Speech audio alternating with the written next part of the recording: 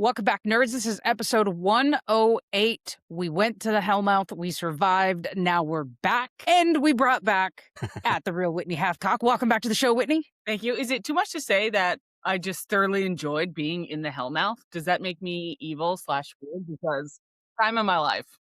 No, I mean, that's exactly what it should feel like. Everything we know about the Hellmouth is that it's in like beautiful Southern California weather all the time. True.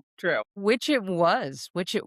And more on that after we have some nerd mail. All right, so we have nerd mail from listener Juliana, and it was really interesting because she sent this. Rob, I know a couple episodes ago, our last new episode was talking about the Superman movie, and I know you actually saw the movie with listener Juliana and Patreon member Josh and Maria.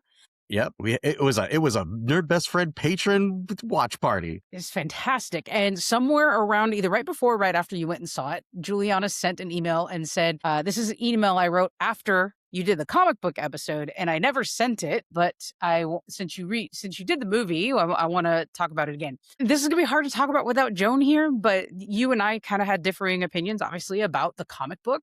And she wrote, it's a pretty long email, but the overall arching is that she was frustrated about my and Joan's opinion on the comic book. I'll just read a couple sentences. She says, the part that had me so fired up was saying the book was misogynistic. Since when does a woman having to fight her own battles without going to a man for help misogynistic?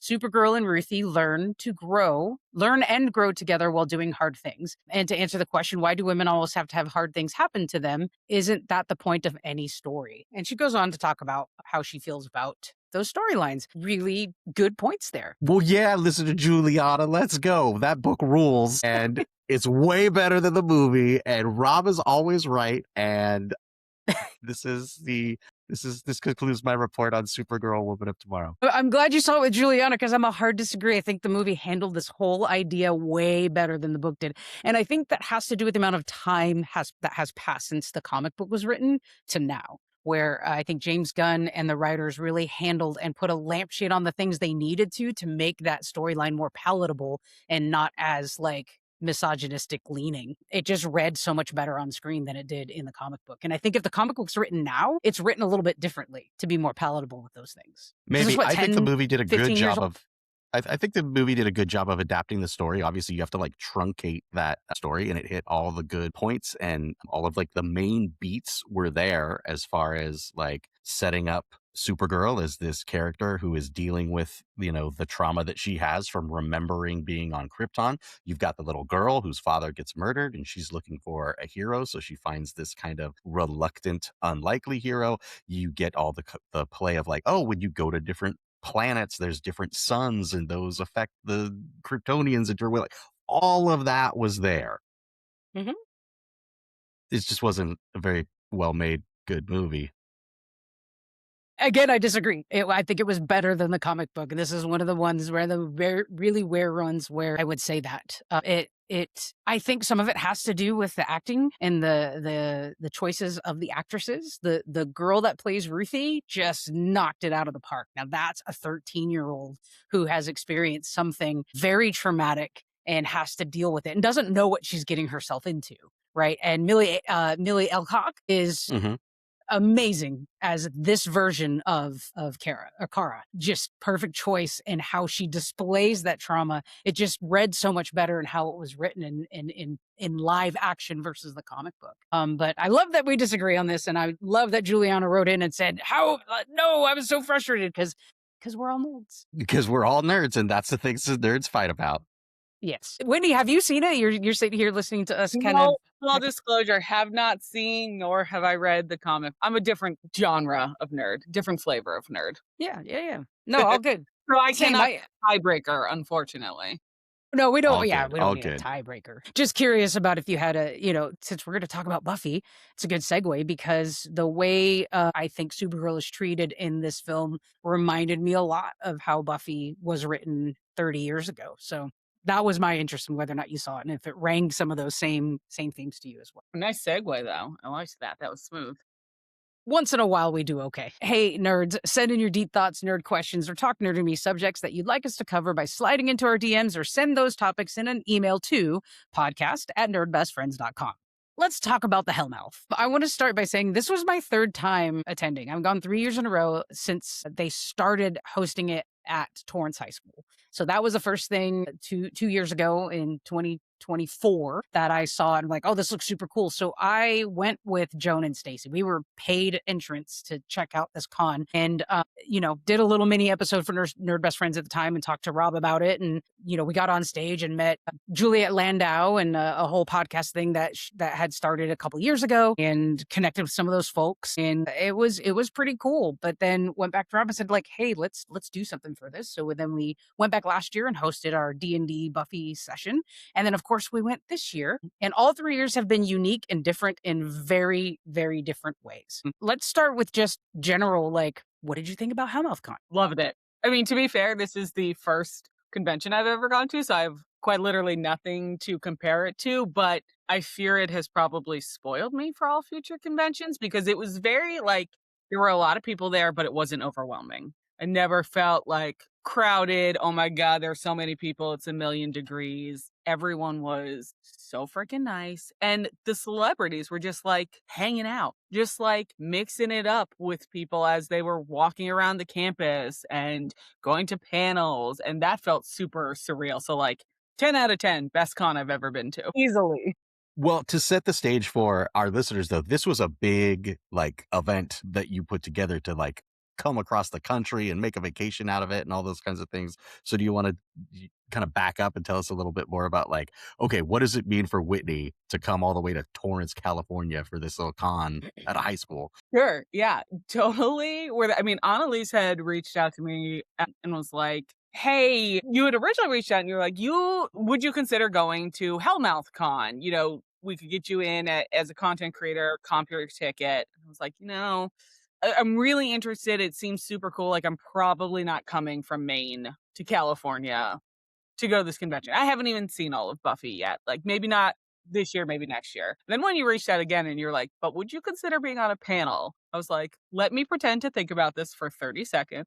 Yes, I'm in. I think I sent you a message and was like, yeah, let me look into flights or whatever. And before you even responded, I was like, I've booked my flights. I will be there. So yeah, flew out from Maine, which is not a short flight. It's a solid like 6-7 hours of traveling. But I mean, had a great time. It was my first time to LA in general. So made a trip out of it, went to a Dodgers game, went to some great restaurants. But the highlight for me, maybe not my husband who came with me, for me was HellmouthCon for sure. Yeah, we'll tell you, like my initial thought was, because we had the offer for press passes and Rob was like, hey, if we're not going to do content, I'm probably not going to go kind of deal. I'm like, what if I just invited this person and just walked around and had her talk to people and we could make content together about her first watch? And I want to say it was just a midnight hour ping in my head going, oh, wait, why don't we do a session live and like watch an episode together or something? And that's when I started to ask you, like, where would you be at this point? This is before you decided to watch Angel. I was trying to calculate, you would have been right around the end of the series. And I'm like, what if we could get HellmouthCon to put together like a big watch of the finale together? Like I tried to start to do that math. And then I saw that the panel, the request for panels was ending that day. So I'm like, I'm just going to do this. And then like, by the way, I did this thing. What do you think? So maybe that's for a panel. Are you interested? Turns out I was. So like, good job shooting your shot because like I would not have made it out there without you. So thank you. Yeah, no, it's my pleasure. It's been such a pleasure reading your first watch reactions and just, yeah, super fun to introduce someone new to the Buffyness, Buffyverse? I don't, yeah, Buffiness. I'll go with that. Buffy, yes. What about you, Rob? This was your second time attending. Just general thoughts about it is honestly like it is a really super convention, really super cool convention because it is unique versus anything else.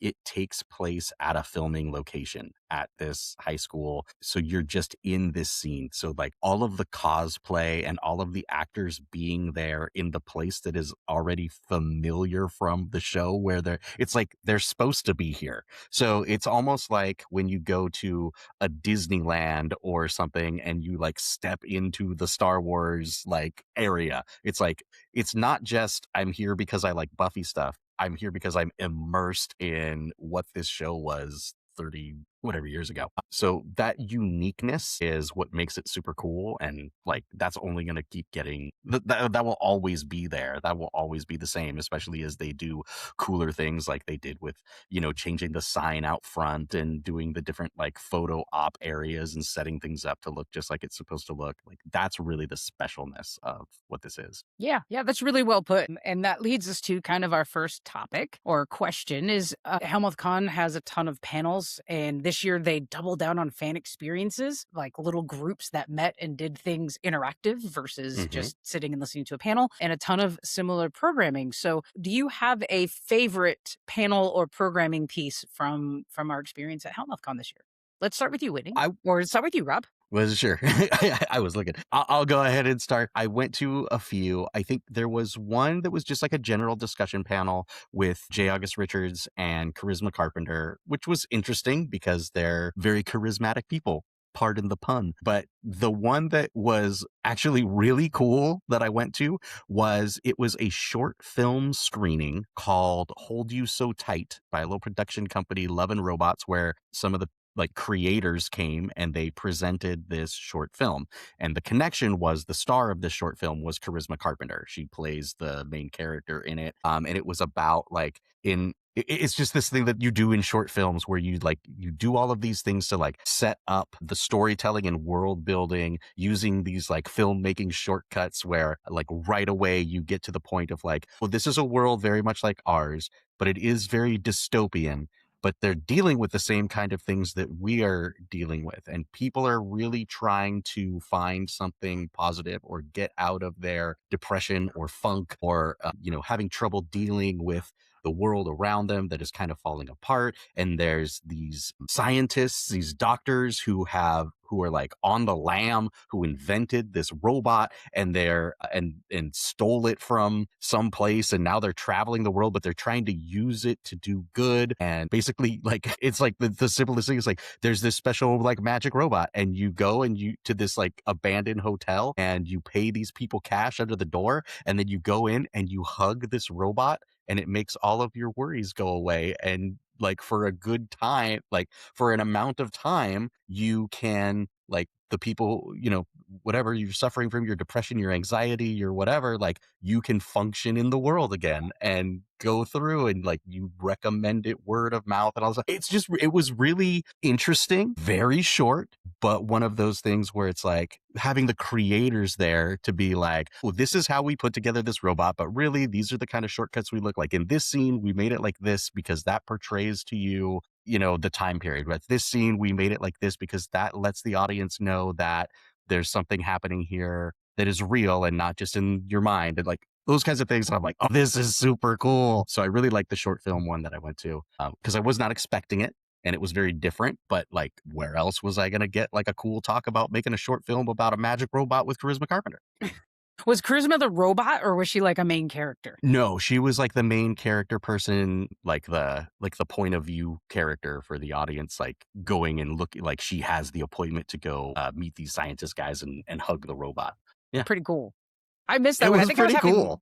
I think I was having lunch with Whitney before our panel when you went to that, so I'm bummed I missed it. It wasn't something that like I looked on the thing, like on the schedule, and I'm like, well, that seems completely different and weird. I'll go to that one. It didn't stand out as like, hey, Amy Acker's here and she's going to talk to you. It wasn't anything like that. It was right. Like, what is Rob's this favorite love and robots thing? HellmouthCon had nothing to do with Buffy. Nothing on brand. On brand. Nailed it, Whitney. Nailed it. What about you, Whitney? What was your favorite panel of programming? So I didn't get to go to many panels or programming because spoilers. So by default, that doesn't make me super conceited to say that our panel was my favorite because it's the only one I attended. But we did get to do one of the fan experiences where we took a picture with Caulfield and Charisma Carpenter from Wish. So that was pretty sick also. So I would say those two were my favorite like programming panel experience by far. I want to talk about that moment a little bit later, but Rob, did you have something to say? Well, maybe we are going to talk about that a little bit later, but I was like, what's the coolest part of that experience? That you have that photo forever now, or that while we were standing in line waiting for it, Charisma Carpenter came over and decided to do some crowd work and hung out and talked about how cool you were and about your experience watching the show and Yeah, all the she's things that the she's coolest person doing I've ever. online with rewatching the shows. I'm like, to me, that was probably the coolest part. Well, that's in That my was a list of favorite moments from the con, so I don't wanna spoil that. yeah, let's definitely talk about that moment and another one with charisma that happened a little bit after that, I believe. Not before, but It after. was Maybe before. before? I don't remember. Oh, it might have been before. It's the It day was before, before, wasn't it? it's day one, yeah.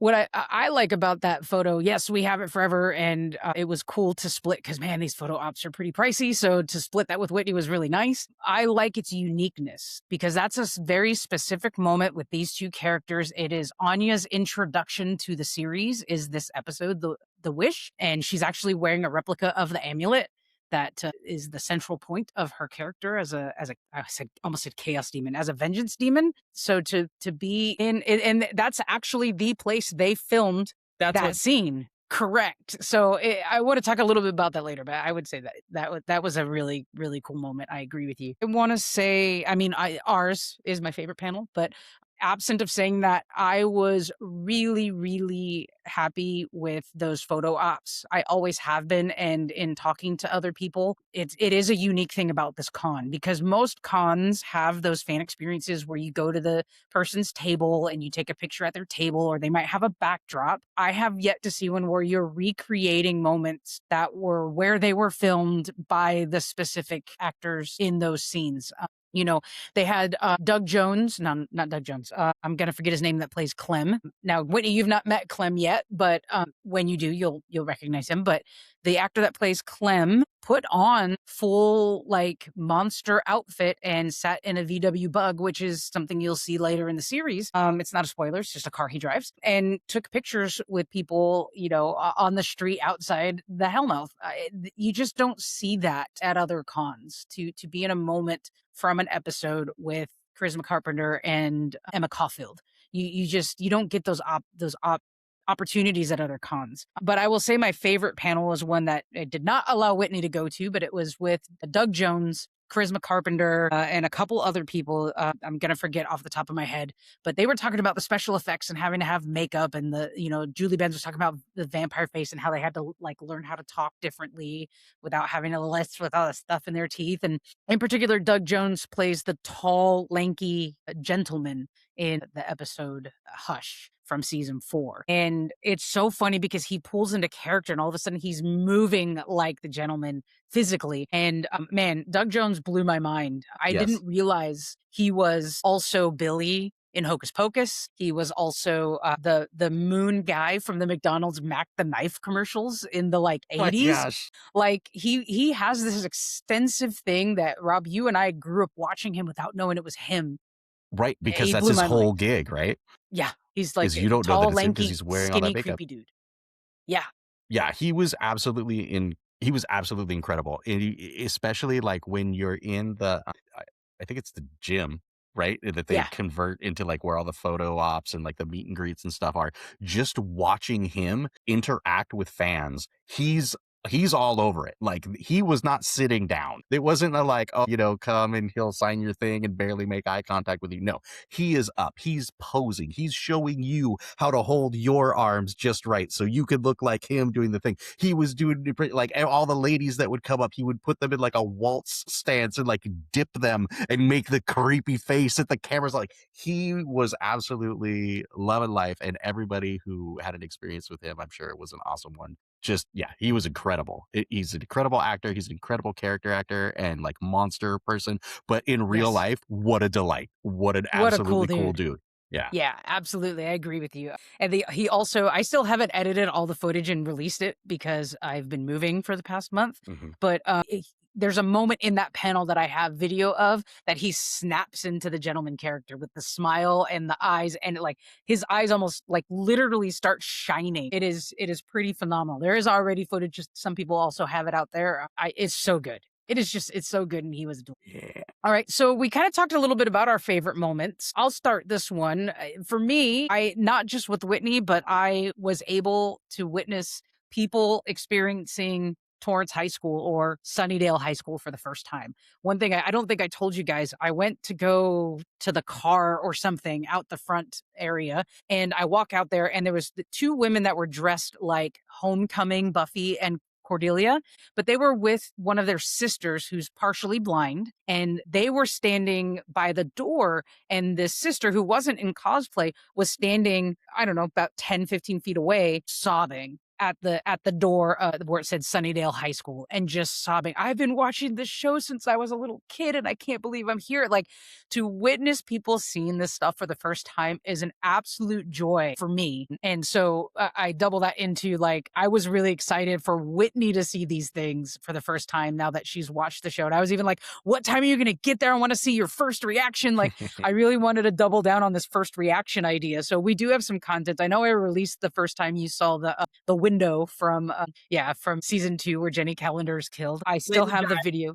Put Lady some Giles. name Lady Giles. Yes, Thank yes, you. yes. I still have to release the footage of you seeing the courtyard for the first time and stuff like that. So I still have all that footage, but to me, it's a blast to see that. And then I know we talked about, like, when we stood in line for Charisma's photo and she came back from having walked the campus for the first time in 30 years. And she was in that mode as well. And we stood there before she started taking pictures. We had a whole conversation with her for like 10 minutes and it was phenomenal. Yeah, that whole time I kept being like, oh my God, there are so many people in line behind us who are probably so annoyed at us for talking to her for so long, but I never wanted it to end. So no, and she kept it going. She was like, I can't believe the campus hasn't changed. And this was the first time I've walked through it since I filmed here. And I can't believe the grass is so dead. It used to be greener. Like, yeah, she was an absolute we delight would as need well. to keep it up for sure.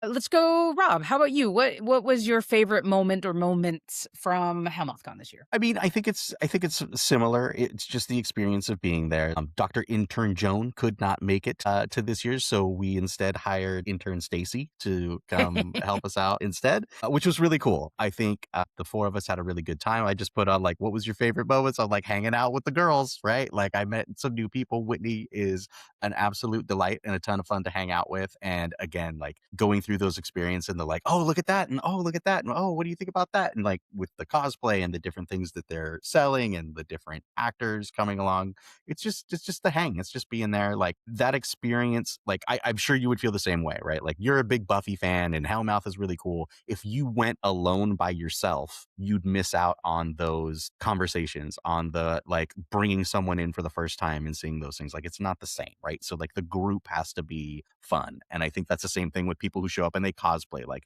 the two people who cosplay and they make their costumes like together, right? It's Giles and Lady Giles, or it's Cordelia and Buffy at the prom, or it's a Spike and a Drusilla. Like, you gotta have your little crew there, right? So I enjoyed hanging out with our little crew and gearing up. That was the other funny thing, is like, our panel wasn't until almost the end of day 2, so there was a lot of just like hanging around and, you know, meeting people and stuff. Whitney, incredible job. Everybody we met. I have a panel at 3:00. Here's a sticker. Here's a gift bag. Make sure you come over. We're in that room right there. 3:00 tomorrow. Be here. Like, the marketing was superb. And my day job is in marketing, so I would absolutely pro level for sure. And Whitney, your favorite moment? Yeah. Well, okay, I made a list and I managed to trim it down to 7 favorite moments. Down to 7. All right, buckle up. Yeah, I mean, let's go. Just every moment was my favorite. So for sure, what you have both said, like being on the campus, meeting you guys, so fun. Like strangers I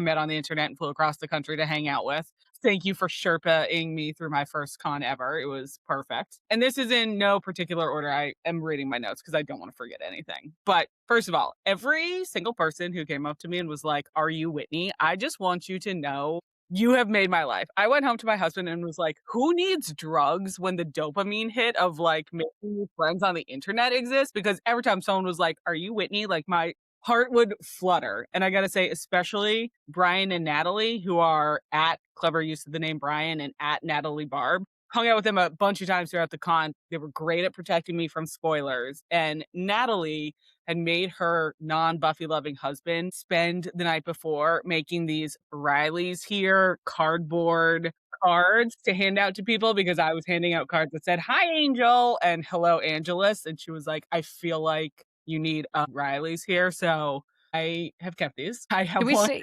Can we say specifically on cardboard because you called Cardboard because he him is Captain cardboard? Cardboard. Yes.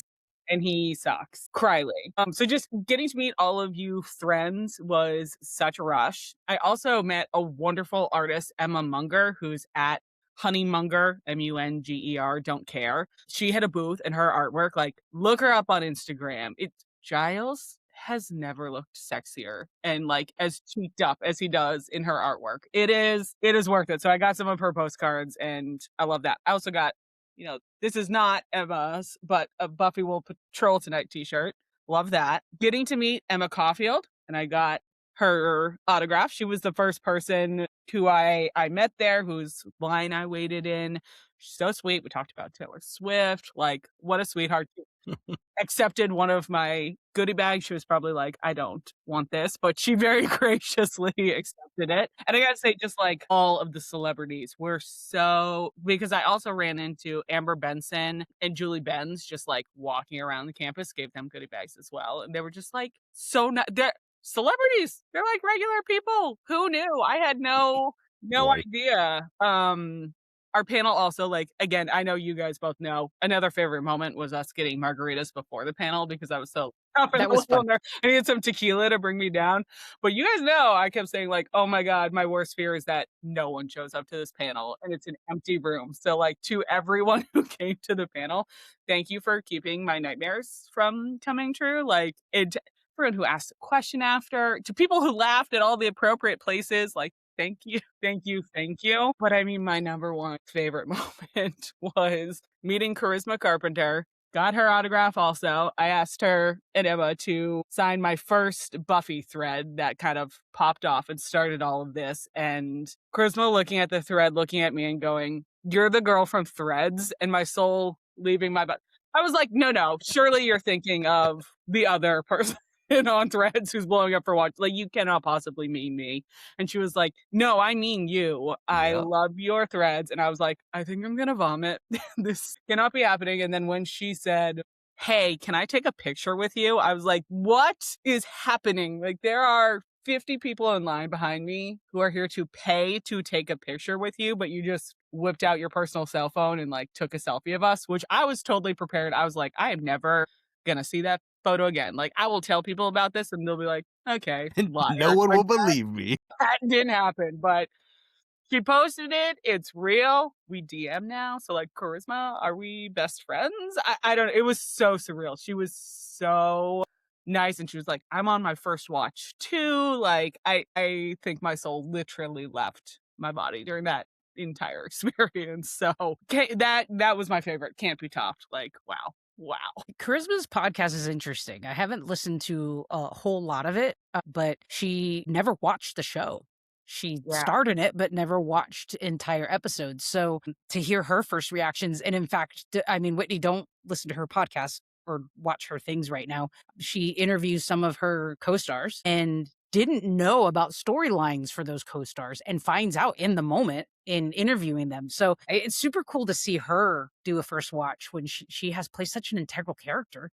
Right. And then also understanding that once her character moved to Angel, she didn't pay attention to what happened on Buffy unless there was a crossover. So that's really interesting. She was super cool talking to all of us, but definitely like the way she geeked out about your threads. She knew the difference between you and some of the other popular threads posts people, first watch people. So she definitely knew it was you. It was surreal is the only way to put that. Like that, and that whole thing, she wasn't even supposed to be at her booth at that time. That was like an unscheduled pop-in. I just happened to be hovering around the area and just like it was perfect. The greatest moment of the convention, the weekend, the trip, my life, maybe. You know, I'm gonna also say in the Sunnydale Mall where all the vendors were, I forgot about this moment and I was gonna grab the bracelets, but I think it was Fandom University had a booth and they had a the toy vending machine that they made bracelets with an episode, season, episode number, and title in different colors. And thanks to some unknown money I had from Dr. Intern Joan, probably from Girls Just Want a Weekend sitting in my Venmo that I forgot about, I'm like, ooh, I'm going to do this. And I got one, and it's Earshot, which is an episode I talk about a lot when I talk to people who watch Buffy for the first time. So that was super cool. Went back with Whitney, and I'm like, I think I'm going to do it again. And Whitney's like, I'm going to do it too. And Whitney, which episode did you end up getting? I got Something Blue, which is also a great Something Blue. Great episode. And then I'm like, I'm going to get the episode we're going to talk about in our panel. And sure enough, I got New Moon Rising, which was the episode centric to our panel. And that was a really cool moment. And it's a beautiful bracelet. I still wear it. I'm just not wearing it right now. I love this bracelet. I know. And I was like, I feel like you should trade me. I'm just kidding, but I'm also I really thought about it for a second, but I wanted you to hear later in our panel. I did not want to spoil for you some of the personal connections I have with that episode, and the only reason why I didn't give it to you. And you did all the work for this panel, so you absolutely deserve the magical panel bracelet. 1,000. I just filled out a Google for it. So. I'm just glad that if that machine had spit out where the wild things are, I would have given money back. I would have been like, absolutely not. I'm going again. I refuse. I'm giving this back to you. You can keep your money. No, I would imagine that any Buffy fan just wouldn't make that bracelet. God. And all right. I will say before we move on. I will say before we move on, echo Whitney statement. You did do a lot of work for the panel, and our panel was good. And having people there, like looking out there, it's like, how nice are these people to just be like enraptured, like just hanging on your every word, Whitney, waiting for the comedy to happen. They were just absolutely wonderful people. There's one photo that Stacy took of a woman in the crowd, and like I might print it out and frame it because she just looks like she's enjoying herself so much. And I know I was enjoying myself so much that I was like, I look at that photo, I'm just like, oh my God. I was looking at the crowd. There was like people there with their kids, and they're just like so interested and having such a good time going through this episode that they remember. Like it was really cool. Also, while you were talking, I had the perfect idea. Next year, if we get to attend, we take my son, Andrew, cosplay him as Riley. Camouflage pants, the shirt, we'll get his hair cut. Everybody will hate it. It'll be amazing. I was going to say, will he feel bad that he gets bullied the entire weekend by me specifically? He would be so into it. He would love it. He would be so into it. Done. Okay. Oh my gosh, we got to come up with a whole group theme now. I like that. There you go. Okay. Speaking of cosplay, one of the highlights of this event is the very Buffy specific cosplay. So what was some of the favorite cosplay that you saw around HellmouthCon this year? We took a picture after the panel with someone who I didn't realize it at the time, but they were dressed up as Lorne from Angel. And I remember thinking like, I don't know what this reference is or who you are, but the dedication to paint your entire body green and those little red horns, I was like, that is and they had a microphone and everything, which now is so fun because I'm like, I get it. I get it now. I did not get it then. I also really love the Joyce and Giles from Band Candy. Yep. Little milk candy bar keychains. They were super fun. And another one I didn't get until now, since I'm now on season 5, is there was a young girl who was in line ahead of us for the picture experience with Emma and Charisma. And you went, oh my God, she looks exactly like Dawn. I thought that was Dawn. And I was like, who's Dawn? Okay, cool. Does she? I have no idea. And so now in retrospect, I'm like, holy crap. Like that girl looks like Michelle Trachtenberg. She's a spitting image of her at the time. Yeah. Yeah, that was kind of wild for sure. So I would say those were some of my, and the homecoming ones. I saw 2 sets of homecoming people. And I saw them take a picture together, which was super funny as well. There was some deep dives this year. There was the dude that was the Gur-Arg monster. He had the big thing that he just slung on his shoulder. That was really cool. But one of the deep dives I liked is there was a girl walking around dressed as a kitchen lady and holding a box of rat poison, which you have seen that episode now. So that's from Earshot, where we think the whole time it's Jonathan going to shoot up the school, but the voice that Buffy's hearing is the the cafeteria lady putting rat poison in the lunch. And then there was a couple who were dressed as the two of the I know the group of three that tried to go after Buffy. One of them is the salesman guy who turns into like the maggots. Yeah, And disgusting. then one is the I think the cop, and it was a couple, and they were walking around. At first, I didn't get it, but then the guy is holding a bag that says like The beauty dictionaries or something supply. like that. Yeah. I Beauty think supply, that's what it was. Yeah. Yeah, so that once I kind of looked at what they were, I was like, "Oh, that's brilliant." There were some really good ones last year that I'm not gonna talk about till you see season 6. What about you, Rob? You know, the guy who was dressed like Lorne was absolutely fantastic. I was thinking, like, I have the exact picture of him walking around the hallway in there.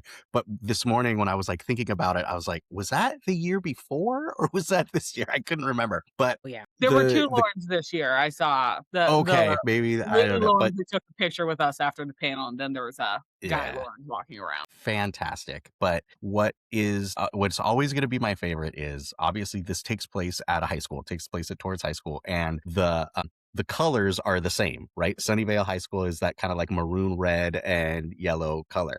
So all throughout the con, you will see people dressed as the cheerleaders, and they fit in perfectly. Like it's kind of a weird thing. Like you're on a high school campus and there's cheerleaders, and they match the paint scheme of the whole thing. And there was one in particular where, you know, like, oh, there's somebody dressed like a cheerleader sitting there, and you look over and the prosthetics for the vampire face that she had done were immaculate. I mean, absolutely Hollywood perfect. And the contact lenses, the super creepy vampire contact lenses, the fangs, the prosthetics, absolutely just perfect. Literally made my heart jump. Like she turned around and I was like, ooh! Like there was a scary vampire cheerleader on my face. Like it was really cool.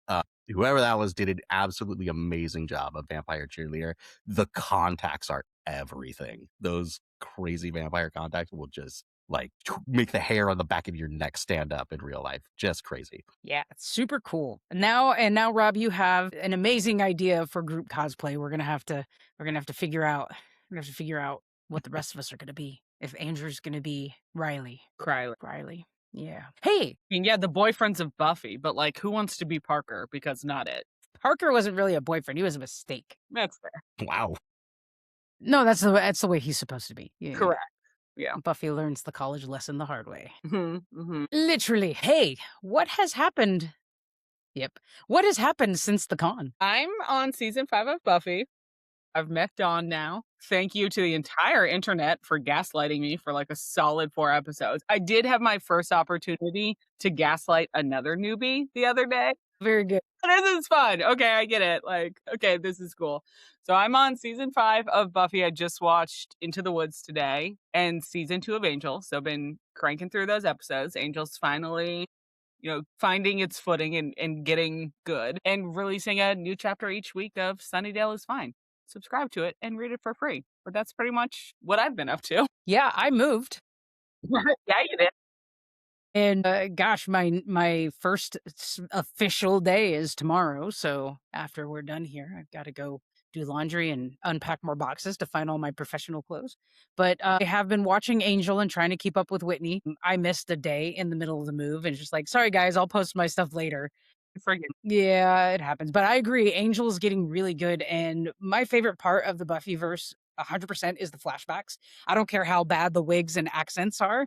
It has always been my favorite since I watched it 30 years ago. So to get even more backstory about Darla and about Drusilla and about Angel and more of these flashbacks that fill in the pieces. Oh my gosh, there was one that was mind-blowing. It changed the entire perspective of everything I understood around Spike killing the first Slayer that he kills. Because 19-year-old me didn't connect the dots and consider that Angel had a soul when that happened. And his reactions to that whole scene is about him struggling, having a soul and still trying to stay with Darla and be an evil vampire. Like seeing that perspective on the Angel series, on that crossover episode, blew my mind. Oh, of Fool for Love and Darla might be my favorite, like, crossover 1-2 punch. Holy cow. Thus far. Like, that was, and thank you also to the internet for bullying me into switching the viewing order for that one, because I was scheduled to watch Darla first and then Fool for Love, which, I don't know, might have been interesting, but I'm glad I did it the way everyone recommended because man, that was just insane. It's insane. Yes. And Fool for Love is in my top 5 favorite episodes ever. So I've seen that episode a ton of times because it's in my top 5. Sometimes I will go to it specifically just to watch it. Yeah. And to have a whole new Genesis is. And William the perspective. Bloody because he's so bloody bad at poetry. Like, come on. Come on. They'd rather have a spike through their head than listen to his bloody bad poetry. Yep. Just all of that stuff. All of that stuff. It's so good. What about you, Rob? You had in our notes Stacy's stuff. I was interested to see what Stacy's stuff was.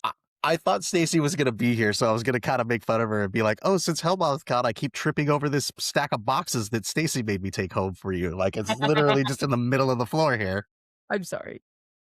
It's fine. It's what it's like. I think like it kind of sucks sometimes. Like I don't have a garage. If I had a garage, I'd be like, oh, I got to keep these boxes for a couple months. I'll just throw them in the garage. But if I had a garage, I think it would be full of stuff that I was just be like, oh, I'm just gonna throw this in the garage. It'd be all unorganized and chaos. But so I was gonna kind of make fun of her a little bit about that and thank her for the shoes she gave me. But I will say, not much Buffy stuff has been going on in my life since the con. But what we have been doing is airing some. We call them Nerdstalgia episodes. So we record like a new intro for the episodes as we do that. So what I had done is looked at those and been like, oh, okay, well, I kind of want to remember what we talked about in the episode before I do the intro so that like it's relevant and not just be like, hey, we did this episode 2 years ago. Enjoy. It's more like, oh, in this episode, we talked about this and that was my favorite moment for it or something like that. So I've been going back through and scrubbing through some of our old episodes that we're going to be replaying throughout the summer so I could record those little intros. And so that was fun. It's nice to see where we've come from. It's interesting to see like in some places where the podcast has improved and the flow is different. And it's also interesting to be like, hey, that was really fun. We don't do that anymore. We probably should and stuff like that. So very interesting. Well, I hope you're taking notes on that for our season 6 planning. Good. Yes, I should. Oh, season 6 planning. Here we go. Here we go. We better figure that out. Speaking of nostalgia, Whitney, have you seen Dollhouse? Not seen Dollhouse, no. So just going to throw that out as consideration once you finish Buffy might be a good one to transition to. It's only 2 seasons. It's got a faith in it, right? She's Elijah Dushku. Yeah. Got Eliza Dushku. It's another Josh Whedon type, Joss Whedon-verse thing. Because our nostalgia next week is our Dollhouse episode. So I won't on top of my head so that I can watch the show fresh post. I'm gonna need I'm gonna have such a just like show hangover once. Certainly once Buffy's done. I mean, I'll have Angel after that, but once those 2 are both done, like I don't want to be. She's done. She's not gonna watch TV. Yeah. She's deleting her Threads account. Keep it go. Yeah, it's over. I'm off the internet forever. Very good. So plans for next year, HellmouthCon 2027. What are we thinking? I don't mind starting this one. We were offered by some folks at HellmouthCon, and we're super grateful for them having us back again this year and giving us press passes again this year. But we were offered to reach out and see about moderating a panel on the main stage next year. So we're definitely going to reach out to them. And I'm just going to say, Whitney, you're always invited to be part of it. I don't know what these panels look like or what they're going to sound like, or what they're going to be about. But what it sounds like is we're going to kind of be given some hints on who's going to be there and we can propose some sessions. So we'll definitely connect and propose some main stage panels to them and see where it goes from there. But that's super exciting to me to think about being able to have some of the special guests and ask them questions. Or I would have proposed a panel the year prior, not this past year, but the year before, which I can't talk about till Whitney sees season 7. But thankfully someone had that idea and they did have a panel that I was thought about, but I think not in an ego way, just because of what my profession is right now, would have been a perfect person to moderate this panel. What I will say is like Principal Flutie was there and Principal Snyder was there last year. So I can tell you those parts, but there's another part that you don't know yet. Would have been cool to sit there and say like, I'm a high school principal. And my motto when I became a high school principal was be a Flutie, not a Snyder. Don't get eaten. But yeah, I'm super looking forward to that potential. How about you, Rob? Yeah, I would agree. I think as long as we're continuing to advance, right? Year 1, you were an attendee. Year 2, we had a panel. Year 3, we had a panel collaboration. Year 4, hosting on the main stage, maybe doing some kind of panel with some celebrities and stars of the show. I feel like would be another next step up. I'd definitely be interested in that if that's the way that it's going. And it's already working, right? Like Whitney said, like, oh my God, every time somebody came up to me and was like, are you Whitney from Threads? Like, what a thrill. There were definitely people at this con like, do you remember me from last year? I listened to your podcast now ever since I saw your panel. Like, obviously that's awesome. Yes, I'll go back just for that person who loves our podcast now because she met us. Like, that's where it's worth it, right? Yeah, So, the person that ran up and says, yeah, I love your podcast. What? What? What? Yeah, so super awesome. So yeah, as long as we keep growing and we keep having these other opportunities, yeah, of course, why not? Heck yeah. How about you, Whitney? Definitely going back, whether I'm on a panel or not, because I want to be able to go. At that point, I will be done with Buffy. So, like, be able to go, understand everything I'm seeing, actually go to the panels. I think that would be super cool. But also, like, HellmouthCon would love to be on another panel. So, for sure, hit me We up. got you. I was gonna say maybe I'm also gonna manifest. I'm gonna be on a panel with you guys, and I'm gonna do a live podcast recording with Charisma of her first watch podcast because she'll definitely still be going at that point. So I'm gonna put that out to the universe. Let's tag Charisma and the bitches back in this. Get it on her radar because that would also be sick. But I will for sure be back at HellmouthCon. For a con like this, that is absolutely not out of pocket. Like, that could for sure. I'm actually surprised that didn't happen this year. Like, she should absolutely be doing a live podcast recording. She probably will next year, right? Yeah. I think with me as the moderator, we will be doing that together. Yeah, we will moderate. No, yes, I would absolutely. That's the main. That's the main stage one. We will all be a part of. Works for me. Whitney, you are a permanent invite for us for HellmouthCon, so amazing. We got you either way. But obviously, if there's something you want to do that's specific to your writing and all that good stuff, we'll support you with that as well. And we also want to manifest you being on Bitches Back, but I have a comment. Can you please just talk about your nerd best friends at some point? Sneak us in there. You might want me to wear my Bitches Back. Yeah, no. But I'll switch halfway through, I'll pull it off, and I'll have your best friend.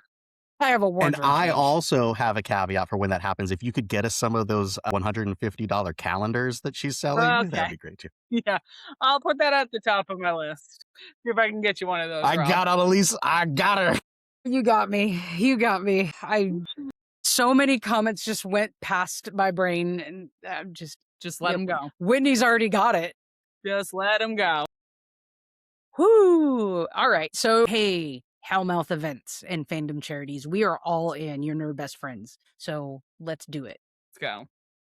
All right, HellmouthCon was a blast. Thank you, Whitney, for joining us. Thanks for having me. Right. Since we have a new episode, we have What's the Nerdiest Thing You Did This Week? And we're going to start with you, Whitney. We like to start with our guests. What's the nerdiest thing you did this week? I recorded a podcast about my time at HellmouthCon. That's up there for sure. I will also say I applied to my dream job at Entangled Publishing, which you're in the book world, fandom, like they are heavy hitters in the fantasy world. So if anyone who's watching this works at Entangled Publishing or knows someone who works at Entangled Publishing, hire your girl for the growth marketing strategist role because I will crush it for you. Pass it along. Hire Whitney. I've seen it in real life. She'll pound that pavement.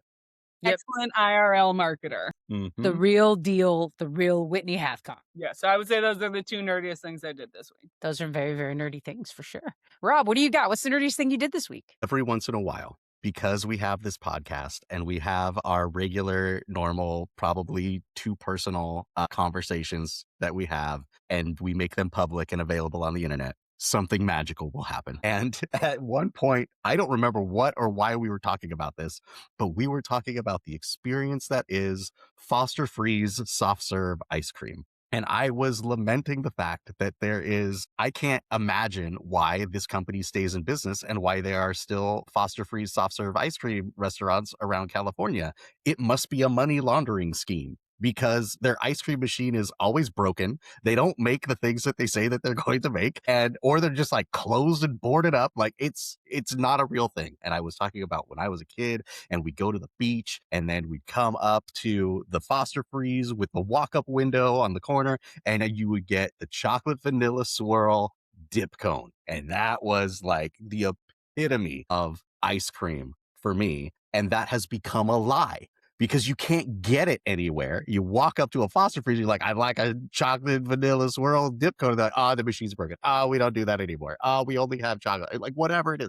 Every time, to the point where I gave it like every time, like 3 or 4 times. And I was like, I'll never go to a Foster Freeze again. This place sucks. For my birthday, my friends and family threw me in the car and we drove 4 hours to another city. We're like, oh, where are we going? Where's our first stop? What's happening? And we pull into a Foster Freeze. And I'm like, really? And she's like, yep, it's going to happen. You're going to it was Juliana. She's like, yep, it's going to happen. I'm like, I'm not going to believe it until the chocolate vanilla swirl dip cone is in my hand. And she goes, I called ahead this morning. It's happening. I was just going to say, please tell me she knew without a doubt before she put you in the car. Absolutely did. Just perfect. It was absolutely perfect. And so sure enough, I got my birthday perfect Foster Freeze ice cream experience. I was so excited. I even took a video for the podcast, like, hey listeners, it happened. And I'm there with like ice cream all over my face, like a little kid, all excited. It was amazing. So yeah, that once again, the podcast has made everyone's life better. Thank you. Amazing. Yeah. Yeah. Very nerdy. And I very much appreciate that you stopped for a minute and made content from our listeners. So they knew if there's a Foster's Freeze somewhere nearby you, they may have dipped cones. It could happen. It could happen to you. You could be as excited as me. Foster's Freeze, sponsor us. I don't know. I talked a lot of mess on Foster Freeze in the past. Listen, your mind can be changed. You can be bought. There you That's go. right. There you That's go. right. Foster's Freeze, changing hearts and minds, one podcast at a time. One social media post at a time. All right, Analese, what's the nerdiest thing you did this week? Yeah, I moved into my new place this week, which is nerdy only in that we get to like start over again and organize things again. And it's a lot more difficult this time because we're downsizing from a 3-bedroom house to a 1-bedroom apartment. But that's not the nerdiest thing I did this week. It just is in relation. Dr. Intern Joan did research for me and found a list of like barcades and nerd stores that are near centric to my new address, and then sent us a housewarming gift of a very specific amount to a very specific place to go check out. So I haven't done it yet, but I've researched. I looked at her research and kind of looked at the different stores and barcades that she found. And there's a ton here. And I'm really looking forward to exploring them. And in fact, I threw that out on Threads, and we have thousands of people who dropped their nerd stores in Southern California. So Rob, we've got some footwork, some places to go visit. Yeah, it's going to be really good. But yeah, nerdiest thing I did this week was... Maybe we do our production meeting in your new city, and Joan and I come down and we make a weekend of it and go to these cool places. Yeah. We can also, that place that we found 2 summers ago, that Airbnb that was kind of in between all of us. Yeah. Yeah, we might want to look in that one again. But anyways, yeah, we could definitely do it at one of these barcades or somewhere a little bit closer. Or now, I mean, I live close to, and you live close to an airport, but I live close to a major airport now. So maybe we can get Joan to come visit. But yeah, research nerd stores, and I need a new comic book store. And I'm happy to be living in a place that's going to participate in Free Comic Book Day, because I haven't done it for 3 years because Ukiah doesn't do that, or Free RPG Day. And that's no disrespect to Sword and Board. I'm going to miss that place. It was one of my favorite places in Ukiah, just a great nerd store. Anytime we were downtown, I'd stop in and make sure I bought something from them. But I have a surprise nerdiest thing this week, because Whitney doesn't know. I subscribed to Sunnydale is Fine, and I'm on chapter 5. So yeah, I just met Giles. Okay, I was gonna say there's a little clip, because I released those 5 chapters together to have that on the end for people. Ooh, yeah. And I was a little bit jealous. So tell me about Substack. I don't know anything about it. I've never subscribed to it before. Rob, she got me to download an app. Okay. Like, that's how big of a deal this is. But that was because it had a listen format so that I could, like, I'm listening to it in the mornings when I'm like, putting away the dishes and stuff like that. But I think it's just an AI voice. Is that how Substack works? It's To be fair, this is the first I'm hearing there's a listen function. yeah, I think it's an AI voice. It's an AI voice. It must be because it's not something I recorded, which that's actually interesting because I do think AI is the devil, so I might have to look into that a little bit. But well, let me catch up first before you disable that because it's to me. I consume other Substacks like by reading them either in the app or in the email you get when they post something new. It's all written. It's a way the marketer in me, right, trying to build an email list so that when one of my books gets published, I can let people know and then they can buy it. But it's the initial setup was kind of a pain in the butt, but once I figured it out through extensive Googling, it's pretty easy to, publish. It's very lightweight, like don't have to do a lot of design work. And it handles the whole, I publish a new chapter, it emails it out to everyone who subscribes. Like easy peasy. I don't have to have an email marketing platform. I don't have to be building emails, that sort of thing. But it's been fun. It's been fun also since I'm writing it as I'm watching. Like things I watch will change what I have planned because I'm like, well, now that I know that that's canon, I don't want to go against that. I didn't know it was canon when I started this, but that's okay. It's oh my god, yay! Thanks for reading, Rob. Yeah, do you subscribe. Funny thing, Analese, you're gonna find when we do go to that production meeting, Substack is one of my items to get on there. Well, that was a good way to evade my question, Robert. I was really hoping you were just gonna blow right past that. Okay, your answer should have been not yet. But so when Rob creates the Nerd Best Friends Substack, he will absolutely subscribe to Sunny Days. I will subscribe. As soon as I get the Nerd Best Friends credit card attached to my Substack, we are subscribed. Okay, I will say it's for anyone who's interested in subscribing, it is totally free. I charge nothing to read this. It is just, my way of giving back to the fandom that has given so much to me. Boom. Yeah. Oh, yeah. You should mention, yes, subscribing is free. There was something else I was going to say about. Oh, I was a little bit low key jealous of the listen option because I was like, I want to be Whitney's. I want exclusive rights to be the audiobook. You can yes. See, I'm telling you right now. And look, he did. I'm so good at it. Entangled Publishing. I just marketed right here, right now. look how successful that she is. This is a live interview. Analese, when I get an audiobook deal, you can record it for me. I will fight. Unless Amber Benson offers. I mean, of course, like if you get Raven and Alaska, I think maybe her last name is. They were also at yes, HellmouthCon. That's why I know that. But obviously, if you get like an actual professional, by all means, No, I would never willingly choose an AI voice over you. Anytime you want to record audio for me, I will take that. I'm on it. All right, Whitney, it's good again. What? Thank you, Rob. This looks good, Whitney. It's very professional. It's very sleek. It's very nice. Everything's clean, in order. Very, very nice. Substack's easy to use. So speaking of which, Whitney, again, absolute blast having you on the show. We're super glad you are an official Nerd Best Friend and part of the Nerd Herd. Can you tell our listeners once more where they can find your stuff? You can find me at The Real Whitney Hathcock on Threads. Is mostly where my Buffy content is, but I'm also on TikTok and Instagram and Substack at The Real Whitney Hathcock. Sunnydale is fine. Subscribe for free. Check it out. So nerds, get nostalgic with us next week as we swing back to one of our favorite episodes from season 3, all about Spider-Man. And then 2 weeks from now, join us for our full nerdy film review of Spider-Man Brand New Day. Whether you're revisiting this web slinger or catching up before the new movie, we've got you covered.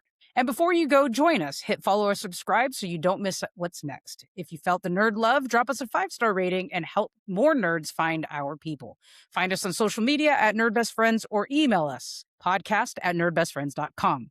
Join the Nerd Herd on Patreon, spread the nerd joy, and we will see you next time.